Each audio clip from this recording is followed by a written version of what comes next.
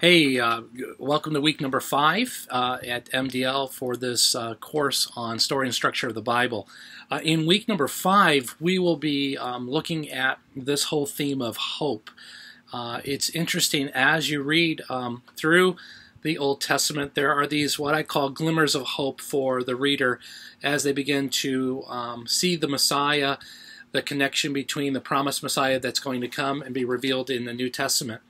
And so as we come to the prophets in this section, we move from the book of the Psalms and the Proverbs, and we're looking at what the wisdom literature helped us understand, even the section of poetry and the songs of the Old Testament. Now looking at these messages that the prophets begin to communicate to their listener. Probably a heavy focus of our time as we're reading the Old Testament is considering the book of Jeremiah and Isaiah. And most Jewish tradition, as we look at it, would treat those two books as one within the prophetic books themselves. And then, as we understand, the minor prophets containing as one collection.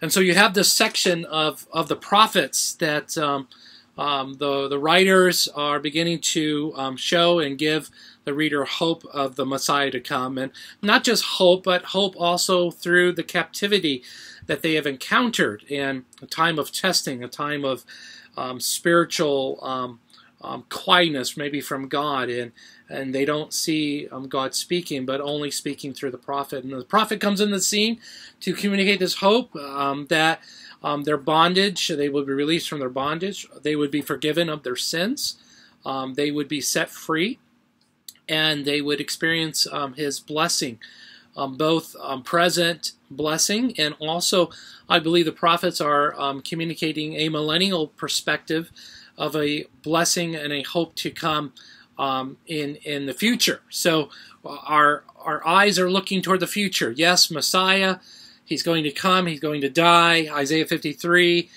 gives us that picture, but then is also that millennial perspective of peace and blessing and prosperity as he reigns as the King of Kings and Lord of Lords.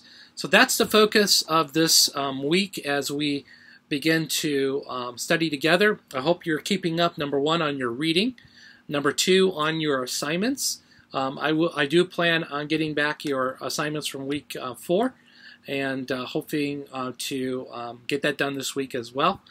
And also stay up on the reading because you can get behind really quickly. There's a lot to do.